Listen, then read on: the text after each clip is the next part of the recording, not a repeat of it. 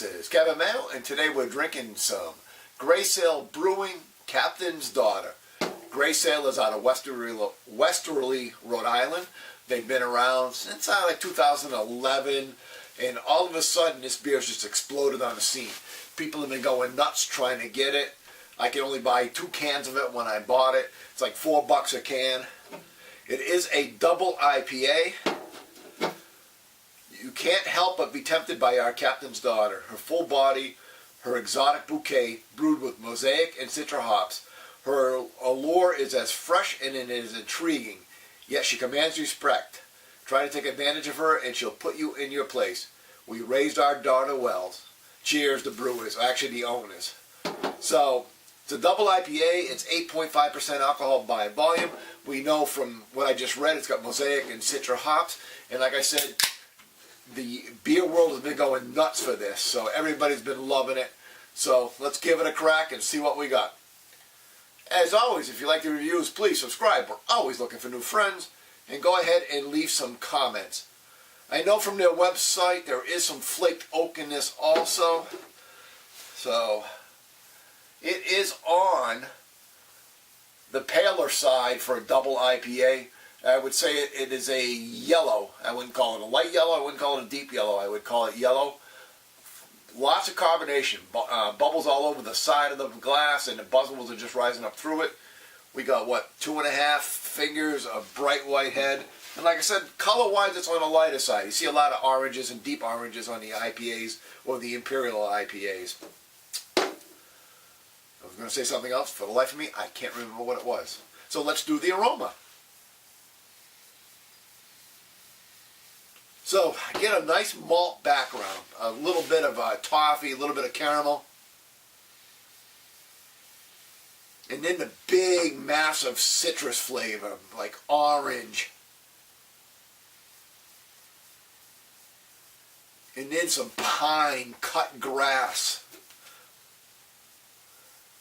So pretty much what you'd expect from a double IPA, and with those, especially with the citra hops, you always want to figure you're going to get some big citrus flavor, hence citra hops. So let's do the aroma. You might tell it's kind of the end of a long day. I've already had a few brews. Let's do the taste.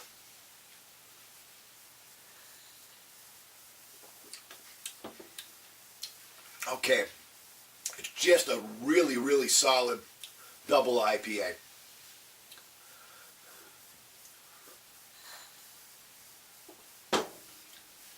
So you get that big malt dank taste up front. And then I'm getting a massive wall of bitter at the back end.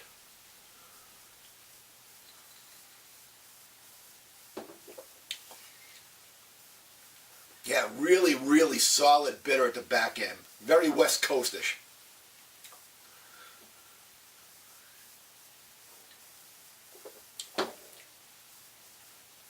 Grapefruit.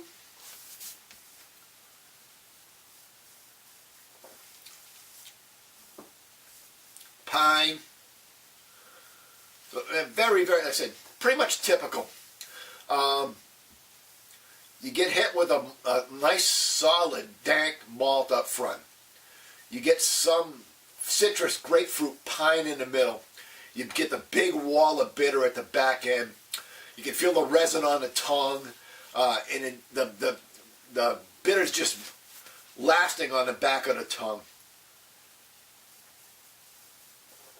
Really, really, really good double IPA. But, bottom line, it's not any better than a whole heck of a lot of other double IPAs we've been trying lately. I mean, it's at the top end, but is it head and shoulders? Is it something that we should be geeking out, like running around like crazy? We got to get some. I got to get some Captain's Daughter. Oh my God, you got to try Captain's Daughter. Not really. And I'm not saying this. I'm not even saying that in a bad way. I mean, it's a really, really good beer. It'll get a good number when I get to the end of this. But if it's head and shoulders above everybody else, no. I could probably knock off 10 that are just as good, if not better. I mean, some of the Treehouse stuff, the Heady Toppers, I mean, they're probably all better than this. I'm trying to think of what else we've had recently that would be right there with this. So, they've done a really, really good job. It's a really, really good beer. Is it something that the beer geek world should be going nuts for? Not really. You know, I know it. I had Firefly Hollow, Cone Flake. I bought a growler out a week ago. Just as good as this, if not better. So yeah, really good beer. So, score-wise, like I said, I've been sounding like I've been dogging it. I'm not really dogging it. If this would have came out 5 years ago, it would have been considered one of the best beers in America. Today, there's so much else out there. But I would say it deserves an A, so we'll give it a 91. So 91 out of 100. Until next time, keep drinking.